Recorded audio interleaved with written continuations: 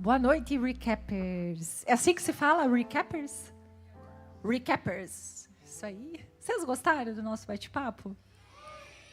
Eu gostei muito do nosso bate-papo. Eu estou muito feliz de estar aqui. Meu coração, assim, tá cheio de alegria, quentinho. Enquanto eu estava em Dallas, eu sempre acompanhava o recap pelas redes sociais. E me emocionava de ver tudo o que Jesus tem feito no meio de vocês. O quanto a vida dele é palpável, a vida dele é visível no meio de vocês. E glória a Deus por isso. E antes de entrarmos na mensagem, eu gostaria primeiramente de agradecer ao Senhor Jesus pelo privilégio de nós podermos estar aqui numa sexta-feira à noite, friozinho, reunidos, tendo esse momento de comunhão como irmãos. Então, Jesus, muito obrigada por essa noite. Queria honrar a vida dos nossos pastores, pastor Eduardo, pastora Priscila, porque se hoje nós podemos estar aqui é porque eles foram obedientes lá atrás. Eles disseram sim ao chamado de Deus. E nós sabemos que dizer sim ao chamado de Deus requer muitas renúncias.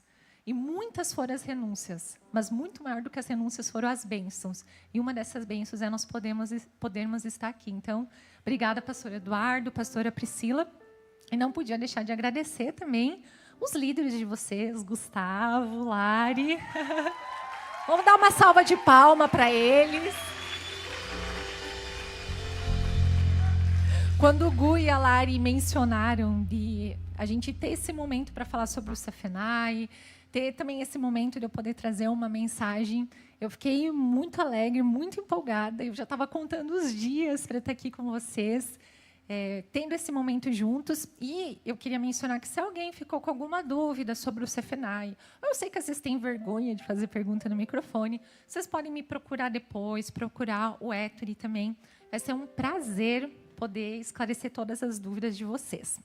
Então, eu queria convidar vocês para fecharem os olhos. Nós vamos fazer uma oração. Jesus, Tu és bem-vindo aqui no nosso meio.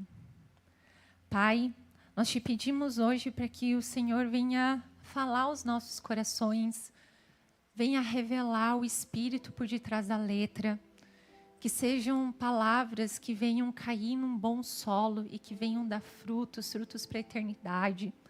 Eu me coloco aqui, Senhor, hoje como a Tua serva, que as palavras que venham sair da minha boca não sejam minhas, mas sejam palavras vindas diretamente do Teu Espírito, que sejam palavras de vida, que sejam palavras de encorajamento, que sejam palavras até mesmo de confronto, para que a gente venha ser moldado, Senhor, conforme o Seu caráter. Espírito Santo de Deus, Tu tens liberdade aqui. Essa noite é sua. Ilumina, Senhor, os nossos corações. E não deixe nada roubar a nossa atenção essa noite. Em nome de Jesus, amém. Então, se nós fôssemos dar um título para essa mensagem hoje, seria Quem Você Está Refletindo? E mais do que um título, na verdade, essa é um convite a uma reflexão. Hoje é uma noite para nós refletirmos, para nós olharmos para nós mesmos. E algo que é normal do ser humano é nós copiarmos comportamentos. Isso é normal da minha vida, da vida de vocês. Nós vivemos fazendo isso desde que nós somos bebês. Quando eu era criança, minha mãe conta, e eu lembro, que eu gostava de imitar uma pessoa da TV. E isso vai entregar até a minha idade. Não sei se vocês conhecem, mas eu gostava de imitar a Eliana. Vocês conhecem a Eliana? Então, na época, tinha um programa infantil. Eu assistia esse programa infantil, eu pegava um pedaço de madeira, eu ia na frente do espelho que tinha no corredor da minha casa, e eu ficava imitando a Eliana o dia todo. E eu falava para minha mãe, mãe, eu vou ser uma apresentadora de TV igual a Eliana. E eu copiava os comportamentos. Por quê? Porque eu admirava a Eliana, eu me espelhava na Eliana. E nós fazemos isso, sejam com pessoas que a gente vê na internet, na TV, influencers, ou até mesmo pessoas do nosso dia a dia. Nós replicamos os comportamentos que nós vemos em casa, na nossa família, com os nossos colegas, com os nossos amigos. E nós replicamos porque nós passamos muito tempo com eles. Eu sou natural de uma cidade do interior do Rio Grande do Sul, chamada Frederico Westphalen, uma cidade bem pequenininha. Eu tenho 2 irmãs, uma irmã mais velha e uma irmã mais nova. Mas eu falo que eu tenho uma irmã emprestada, vamos dizer assim. Não é de sangue, mas é quase uma irmã, que é a minha prima. Então, eu cresci brincando com a minha prima, porque nós tínhamos 1 ano de diferença. Hoje eu tenho 32 anos, ela tem 33. Depois, na época da faculdade, nós nos mudamos para Balneário, porque na nossa cidade não tinha os cursos que a gente queria fazer. Então, a gente veio. Na época, não era crente, então, obviamente, o que eu fiz? Fui para balada. Então, a gente foi parceira de balada. Nós fizemos intercâmbio juntas, estudamos a nossa faculdade 1 ano na Espanha, nos convertemos juntas, moramos até 2023 na mesma casa. Então, em todo lugar que a gente ia, inclusive aqui na Reino, às vezes me falam, a tua irmã está lá, não sei aonde. Eu falo, minha irmã, minhas irmãs nem moram aqui. Mas se referem a ela, a minha prima. Seja quando a gente morou fora também. Então, o tempo todo eu escutava isso. Só que quando as pessoas olham de uma forma racional, o nome dela é Gabi. Eu e a Gabi somos completamente diferentes. Eu sou alta, ela é mais baixa, ela tem olho claro, eu tenho olho castanho, a cor do cabelo é diferente, tudo é diferente. Mas por que as pessoas achavam que nós éramos primas, que nós éramos iguais? Porque nós convivemos muito juntas. Então, a nossa forma de falar, até mesmo as gírias, comportamentos eram muito parecidos. E, pela convivência, nós nos tornamos muito parecidas. Então, uma meio que replicava o comportamento da outra. E por que eu estou falando isso? Até vou pedir para vocês colocarem aqui no telão o texto de Efésios 5, versículos 1 e 2. Paulo vai dizer à igreja de Efésios assim, portanto, sejam imitadores de Deus como filhos amados e vivam em amor, como também Cristo nos amou e se entregou por nós como oferta e sacrifício de aroma agradável a Deus. Então, trazendo um pouquinho do contexto dessa carta, Paulo vai falar para a igreja de Éfeso que agora que eles aceitaram Jesus como o Senhor e Salvador deles, eles receberam uma nova natureza. E a partir dessa nova natureza, eles foram feitos filhos de Deus.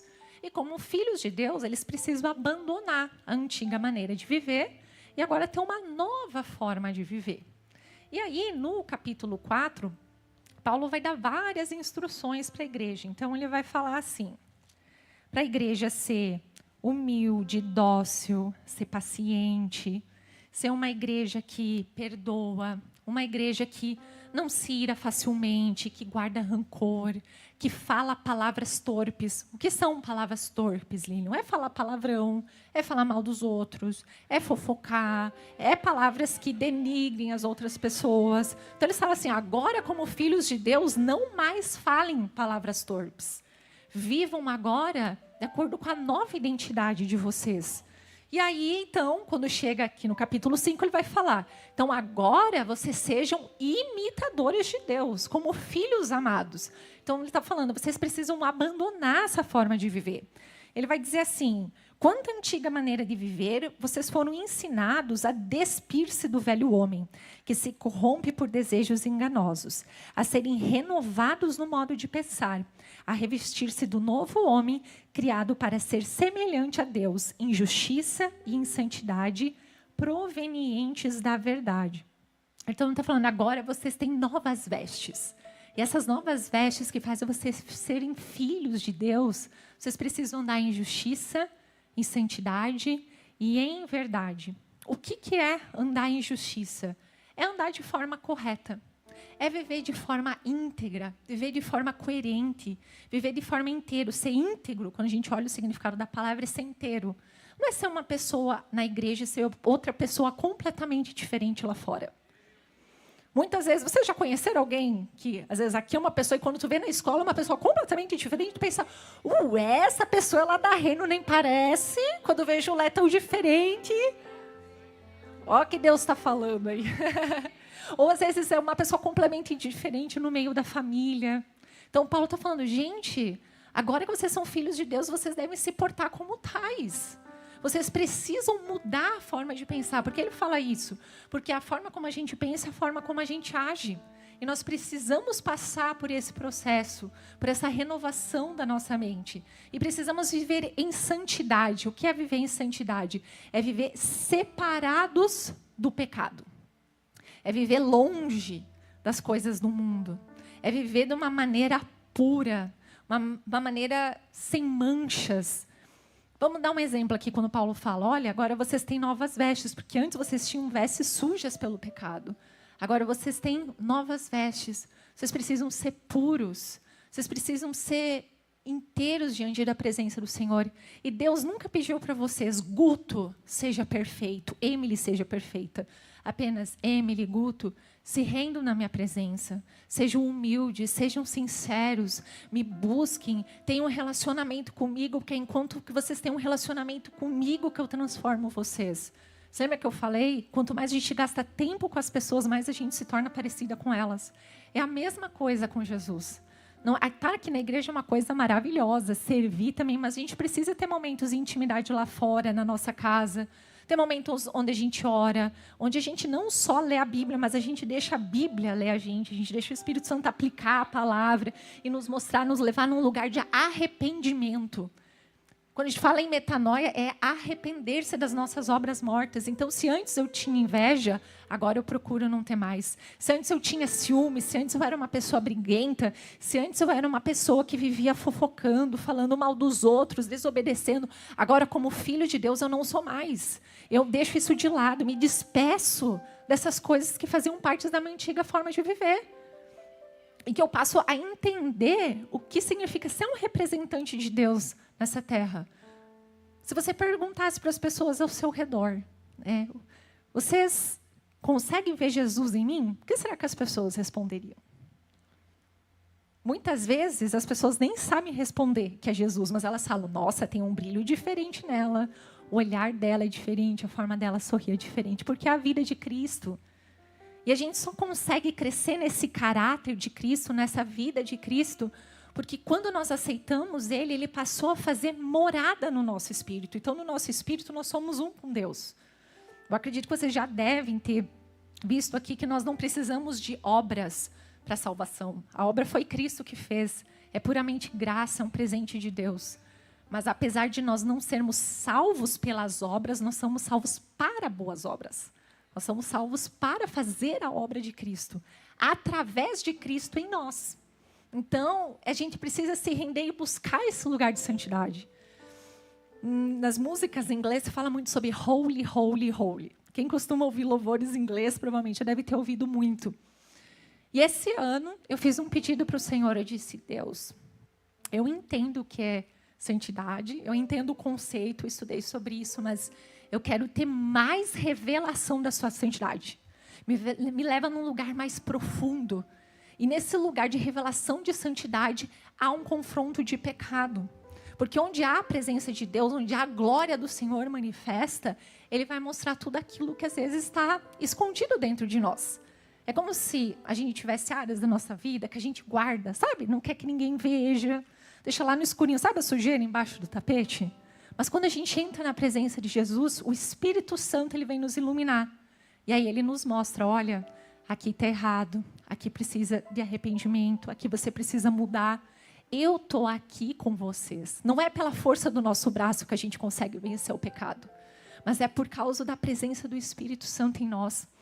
Um dos meus livros favoritos da Bíblia é João. Eu amo muito o livro de João, verdade. Eu me emociono toda vez que eu leio. Porque João ele vai falar muito sobre a divindade de Jesus. E ele também vai falar sobre o Espírito Santo. E os discípulos estão tristes, porque Jesus está partindo. E olha o que ele vai falar. Se vocês me amam, obedecerão aos meus mandamentos. E eu pedirei ao Pai, e Ele lhes dará outro conselheiro para estar com vocês para sempre. O Espírito da verdade. O mundo não pode recebê-lo, porque não o vê nem o conhece. Mas vocês o conhecem, pois Ele vive com vocês e estará com vocês. Não os deixarei órfãos. Voltarei para vocês. Dentro de pouco tempo o mundo não me verá mais. Vocês, porém, me verão. Porque eu vivo, vocês também viverão. Naquele dia compreenderão que eu estou em meu Pai, vocês em mim e eu em vocês. Quem tem os meus mandamentos e lhe obedece, esse é o que me ama. Então, o que ele está falando? Eu não deixei vocês sozinhos, vocês não estão órfãos. O Espírito Santo está com vocês. E nós precisamos, de fato, acreditar nessa realidade, que o Espírito Santo está em nós. Então, quando Ele nos mostra algo que Ele precisa mudar na nossa vida, não é para condenação, é para mudança, é para libertação, é para ter uma vida nova, é para vocês alcançarem outros lugares. É tu dizer, sem justificativa, não falar, Espírito Santo, mas eu gosto tanto desse pecado, sabe o pecadinho de estimação? Tu sabe que é pecado, mas tu gosta de manter ele e dizer, Deus, eu tenho dificuldade em lidar com isso. Eu sei que não te agrada, então eu entrego para ti essa área da minha vida que eu tenho dificuldade, eu faço a tua obra, eu me rendo, eu entrego isso a ti. E aí você se derrama na presença do Senhor, você chora, você fala com Ele e Ele te cura. Porque Deus não quer que a gente aparente ser crente por fora. Ele quer nos transformar de dentro para fora. Ele quer fazer a vida dele crescer em nós. Não é sobre postar uma foto bonita no Instagram, no TikTok, um versículo na bio, que é algo bom. Nós devemos propagar a palavra, mas mais importante do que postar é viver. Porque a nossa vida prega mais do que as palavras que a gente posta nas nossas redes sociais. Então, hoje é um chamado para nós pensarmos quem nós estamos refletindo. Quem nós estamos refletindo na nossa vida. Paulo vai dizer, sejam imitadores de Deus. Essa palavra imitadores, ela significa mimetai, no grego, que é exatamente mímico, é de onde vem a palavra mímico. E mímico significa copiar alguém, exatamente. Então, Paulo está falando, olha, copiem a Jesus. Como filhos amados, então nós só somos capazes de termos a mesma forma de pensar de Cristo, de enxergar de Cristo, de agir como Cristo, porque nós somos filhos amados de Deus. E ele fala isso, andai em amor. E qual que é a maior prova de amor que nós podemos dar para Jesus? É obediência. Tanto que ele fala, se você me ama, você obedecerá aos meus mandamentos. Ele não fala, se você está feliz, você me ama. Se você gosta, você me ama. Se você tem disposição, você me ama. Não é sobre sentimentos, é sobre decisão. E é isso que nós precisamos, sabe, virar aquela chave na nossa vida? Não é porque eu gosto que eu faço porque Jesus me pede, porque é o certo, porque é o que a palavra me instrui. É isso então que o Paulo está falando. E esse amor de Jesus foi um amor ágape, é um amor que é sacrificial, que não espera nada em troca. Vocês já viram aqui na Reino, quando a gente canta? Eu recebi tudo, em troca de nada, mas sou péssima cantando, né? Mas eu nada merecia, O que significa isso? É a graça de Deus. A gente não merecia, mas Ele fez. Aí, às vezes, você espera para ser obediente para o seu pai, para sua mãe, para o seu professor, para o seu líder, esperando uma grande coisa. Sabendo que Jesus obedeceu a Deus até o fim, Ele não esperou nada para entregar a vida eterna para nós. A gente não merecia nada, mas Ele fez. Olha o que o texto diz, que quando Ele estava no Monte das Oliveiras, Jesus, Ele orou, Pai, se for possível, afaste-me de mim esse cálice, mas não seja feita a minha vontade, seja feita a sua vontade. E o texto vai dizer que tamanha era a agonia, tamanha era o sofrimento de Jesus, que as gotas de suor eram gotas de sangue. Então, Jesus, mesmo diante do mais alto sofrimento humano, Ele obedeceu a Deus. E hoje nós só podemos ter acesso a essa vida eterna, nós só somos reconciliados com o Pai. Nós só temos a presença do Espírito Santo conosco, porque lá atrás, Jesus, como Filho de Deus, obedeceu. E obedeceu até o fim.